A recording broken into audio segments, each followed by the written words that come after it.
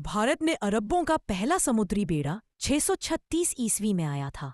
ये लोग व्यापार करने के उद्देश्य से भारत के पश्चिमी तटों पर आया करते थे। इस्लाम धर्म का प्रचार तथा इस्लामिक साम्राज्य का विस्तार करने के लिए ईरान के गवर्नर अल हज्जाज भारतीयों द्वारा की गई गलती ढूंढ रहा था ताकि वो आक्रमण कर सके। उसने भारत की समृद्धि के बारे में सुन रखा था।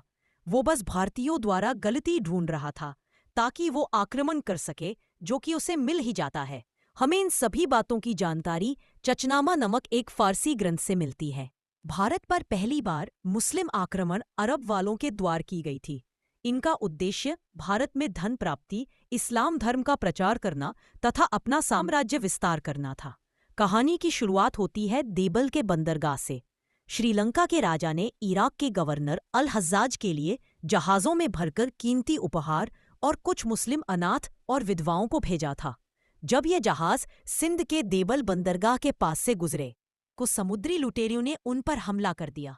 उन्होंने जहाज को लूट लिया और यात्रियों को बंदी बना लिया। अल हज्जाज ने सिंध के राजा दाहिर को पत्र लिखा और मांग की कि लुटेरों को दंडित किया जाए और कैदियों को रिहा किया जाए। राजा दाहिर ने उत्तर दिया, समुद्री लुटेरों पर मेरा कोई नियंत्रण नहीं है। इस उत्तर ने अल हज्जाज को क्रोधित कर दिया। उसने इसे एक चुनौती के रूप में लिया और सिंध पर आक्रमण करने का निर्णय लिया। अल हज्जाज ने अपने भतीजे और दामाद मोहम्मद बिन कासिम को चुना। कासिम की उम्र उस समय मात्र 17 वर्ष थी। वह बेहद बुद्धिमान, साहसी और युद्ध नीति में निपुण था। सन 791 ईस्वी में कासिम की सेना देबल पहुंची। अरब सेना ने देबल को घेर लिया। भीषण युद्ध हुआ, लेकिन अंततः देबल पर कासिम का कब्जा हो गया। यह सिंध में अरबों की पहली बड़ी जीत थी।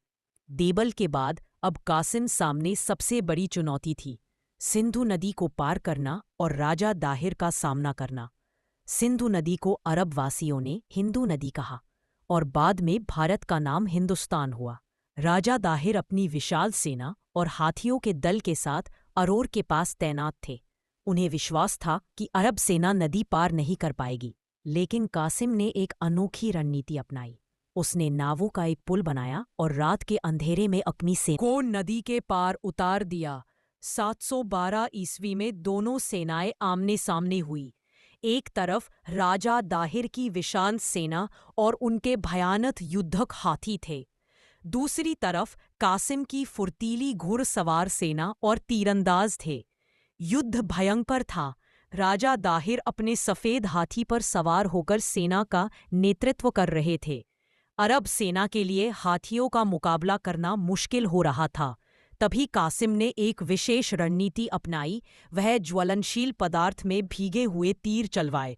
कहा जाता है कि एक जलता हुआ तीर राजा दाहिर के हाथी के हौदे पर जा लगा।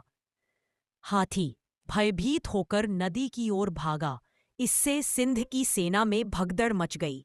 राजा दाहिर हाथी से गिरे, लेकिन उन्होंने हार नहीं मानी। वह घोड़े पर सवार हुए और अंतिम सांस तक तलवार चलाते रहे। अंततः एक भीषण संघर्ष के बाद राजा दाहिर वीर गति को प्राप्त हुए। उनकी मृत्यु के साथ ही सिंध की सेना बिखर गई। राजा दाहिर की मृत्यु के बाद मोहम्मद बिन कासिम ने अरोर पर कब्जा कर लिया और धीरे धीरे मुल्तान तक अपना अधिकार जमा लिया। सिंध विजय केवल एक युद्ध नहीं था, बल्कि यह इतिहास का एक महत्वपूर्ण मोड़ था। इसने भारतीय उपमहाद्वीप में इस्लाम के प्रवेश का द्वार खोला, जिससे प्रेरणा लेकर बाद में कई इस्लामिक आक्रमण देखने को मिलते हैं।